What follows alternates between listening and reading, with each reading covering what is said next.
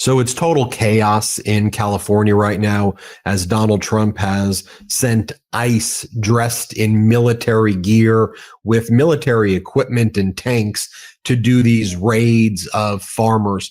We were talking about blueberry farmers and cannabis farmers. We see these militarized helicopters landing in the farms and people who are there working, running away as like ICE agents are chasing them and shooting non-lethal weapons at them. But non-lethal is a term of art. It could actually kill. We know that there's been at least one death of a farm worker from some of these raids. And so everywhere from Santa Barbara County to Ventura County to Fresno County and Riverside County, of course, in Los Angeles County and really throughout California. But it's just a very sick thing that you have this regime, this dictatorship. California is the fourth largest GDP. If it was a country, it's a state, but if it was a country, fourth largest GDP in the world. And like Trump's attacking it like you would invade like a country. I mean, I live in California and it's a strange thing. You know, it's like martial law without saying martial law with all these militarized people out here. You know, one of the people who were arrested recently was a disabled veteran, United States citizen. His family can't get in touch with him right now, who was apparently just profiled. He worked as a security guard at this company called the Glass House, which has the location in Camarillo. It has a location in Santa Barbara County as well, for cannabis growing license. They do it lawfully, run by actually, I think, a guy who's a Trump supporter who was funding the recalls against Newsom also. But a businessman who went to USC, who supported lots of Republicans, and they're going after him and they're escalating this and they're provoking the communities and trying to terrorize the communities. You know, so let me just show you a brief clip from our local news, Harry Litman from the Talking Feds YouTube and podcast about this veteran, disabled vet, citizen. And we're hearing a lot about this. It's not just migrants, and it's not just migrants who aren't criminals, which is a lot of it. It's American citizens who are Hispanic are getting arrested just because they're getting profiled by ICE, and then they're disappeared. Their families like, where are they? Here, let's watch this. Just an extremely emotional scene here. The minute that we arrived outside Glass House Farms, we met a sister and a wife of a man who works as a security guard here, George Redis. He is a disabled U.S. veteran. He is a U.S. citizen, and they are desperately looking for him. They haven't heard anything about his whereabouts from yesterday. They do say that he was taken in the raid. We want to show you a picture of 25-year-old George Redis, a U.S. Army veteran who his family again says is disabled. They saw via Air 7 yesterday that he was trying to leave the scene in his white vehicle. Take a listen to what his sister and then his wife told us. I thought he was probably part of the protest, and he wasn't. He was trying to reverse his car. They broke his window. They pepper sprayed him. They grabbed him, threw him on the floor. They detained him. His wife's been trying to call and ask where he is. They don't know where he is. Apparently, no one associates with nobody. So now we don't know what to do. We're just asking to let my brother go. He's a U.S. citizen. He didn't do anything wrong. He's a veteran, disabled citizen. It says it on his car. And I just want to know where he's at because I have not seen him, and I heard from him since yesterday, and I called LA. These are real lives. These are real human beings behind this. And I'll show you from Tom Homan from on Friday, where he's like, we don't need probable cause. My Tom Homan impression is borderline offensive, but I think I actually do a pretty decent Tom Homan because he actually sounds like that. He goes, we don't need probable cause. We're just going to do whatever it is that we want. We just do whatever we want. Here, just play Tom. He sounds. I've got to get your reaction to this Biden-appointed federal judge out in Los Angeles, apparently expected today to issue a temporary restraining order halting your lawful operations. She says, I think it's important for the court not to burden otherwise lawful law enforcement activities. Your reaction there? Look, people need to understand, ICE officers and Border Patrol, they don't need probable cause to walk up to somebody, briefly detain them, and question them. They just need this totality of the circumstances, right? They just got through the observation, get articulable facts based on the location, the occupation, their physical appearance, their actions. Like a uniformed border police walks up to them at for instance, their physical appearance. I mean, what he's describing there is just he's saying racial profiling. I wonder if that gets in to any of these court cases as well. But Harry, we're seeing not the regime going after the criminals. They're going after people who are not criminals. They're going to Home Depot parking lots and restaurants, and they're going to factories and vendors on the street, and they're going after American citizens. I did a report yesterday of the Alligator Alcatraz concentration camp. You got someone there, DACA recipient, 36 years old, lived in America his whole life, good job, and he got a suspended license. So he ended up in Alligator Alcatraz in a concentration camp right now, suffering, and I watch those videos, and I think, Harry, also about some of the polling that's out there right now. And, only 34% of people support Donald Trump's policies on immigration right now. 79% of Americans are pro-immigration right now. It's a very overwhelming support of America being a nation of immigrants. And it saddens me that it took this kind of disturbing situation to wake the country up. But here we are, Harry. Here we are, Ben. And so it's been turned on its head, but this is disgusting and repugnant on multiple levels. First, just the Rorschach test of looking. This is our country, and you see basically military bullies in mass going in and busting heads just for starters, even if what they were doing was legit. It is foul, and that it's being done in our name is really head spinning. But second, I forgive my ire. I don't do a good Tom Homan's imitation either, but I can tell you as a former DOJ guy and a professor, he would flunk criminal procedure outright. They don't have any, what he's saying is they don't have any special powers. They're not cops. They're not law enforcement. They are simply administrative officers. And like any administrative officer, you can make an arrest if there's probable cause. Of course, if you're wrong, it gets thrown out. And what he's now talking about is what you and I, Ben, know as Terry stops, meaning if you have a reasonable suspicion. Guess what isn't a reasonable suspicion? Courts have said again and again and again. It's exactly what you say, the ethnic identity. So the ignorance of this guy on Fox News saying it really makes me want to vomit.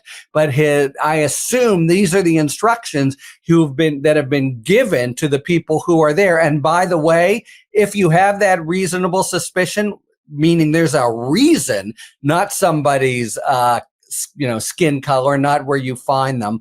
That's at most, as he says, you can walk up and ask them something, not bang their windows in, pepper spray, drag them away. There's just no chance that this was a legitimate action, and they didn't give a crap that it's an American citizen. The truth is, if it weren't an American citizen, it would be in some sense equally outrageous because it's such a trashing of the Constitution. But the combination of what they're doing and their legal ignorance for doing it, and just the image of what is happening in the United States, it's just foul. And I'm not surprised, but that's remarkable, right? Trump seems to have continued to get support for very benighted policies, but this has been literally turned upside down. So he is now pressing this point, just, all the money in the big, beautiful bill to keep continuing this, that America is now revolted by. They've seen and they're revolted by. And I just want to say, it's not just callous. It's not just bogus, because as you pointed out, these are not criminals. These are people who may not have papers, and not even that, but it's completely legally idiotic. That guy really, he's not a lawyer. If he were, he'd be disbarred. It is really, really foul. Now let's talk about, Harry, also, the detentions and all of these prison cases, these civil rights cases regarding what the facilities have to provide and what they can look like, what's cruel and unusual punishment, what provides people with due process, what also becomes just an unlawful form of like a restraint. There's a lot of case law on this. When I was a civil rights lawyer, I had handled some cases involving, prisoners who, I'll just give you an example. There was a case that I once did where the way they made the prisoners change in front of them and be naked in front of the opposite sex changing guards who would pat them down would be viewed as something that was a constitutional violation. And there was lots of rules, about this. So when I think about, the literal concentration camps we have in the United States, and I'm hearing these stories like the alligator concentration camp in the Everglades, where the people are like, we're not getting food. If we do, the food has maggots in them. These mosquitoes are the size of elephants. They're probably not actually the size of elephants, but those gigantic Everglades mosquitoes, which are probably the size of like a hawk, they are like that big. And people saying how hot it is. They can barely breathe there. They're not given access to their lawyers. There's no place for the lawyers to show up to. So, all of this, every aspect of this, is El Salvador in the United States and not the United States in the United States. And it's odd to me, Harry, that, there are so many great groups doing great work here and civil rights groups who are on the front lines fighting this. But just the fact that, we have concentration camps in the United States and the corporate news is, talking about, let's talk about why Zoran Mamdani, his statement in 2009. I mean, look, the guy's talking about, he's got his platform in New York City. He's a New York City mayor candidate. We have concentration camps in the United States right now. Hello, everybody. So can you speak to just the civil rights violation? Yeah. Well, first, it's not only El Salvador in the United States. It's the United States in El Salvador. We have El Salvador reporting to the United Nations, our CCOT prison. That's all the United States. We're just, we have a contract. They pay us money. We put up our prisoners and all the things we know. Brago in his papers has said, they make them kneel all night and beat them if they fall over. They make them not go to the bathroom for hours and hours. They do all kinds of things that are plainly torture, and they want to create this zone. But El Salvador itself says, exactly contrary to what the U.S. was saying. In fact, the judge just today said, somebody is lying. Either El Salvador is lying to the UN or the U.S. is lying to me. And the facts of the matter is, right now, you can't even say who is lying. So bad has the administration's reputation been tarnished. But yes, you're totally right. There's many ways to think about this, but I want to tie it to what I just said before, because who are these immigration types? They're not law enforcement. They're not Fourth Amendment. They're not taught. They don't give Miranda rights.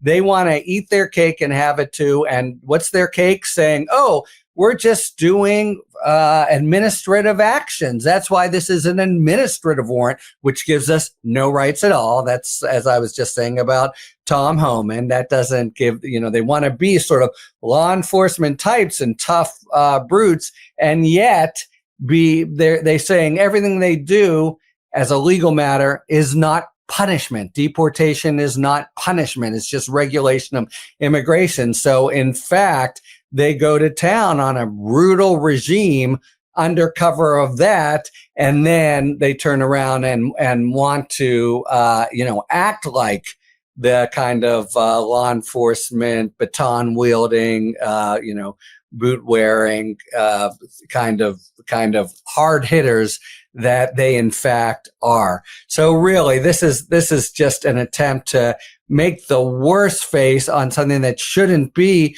law enforcement, but they're turning it into more cruel and more getting around the Constitution than the worst of law enforcement that we see in this country. There'd be, if you get food with maggots, you go into court, you're a prisoner, the Constitution applies. And they'll say every time, oh, this is just administrative. It's really a revolting regime overall that they're trying to propound. We all have to stay in the fight.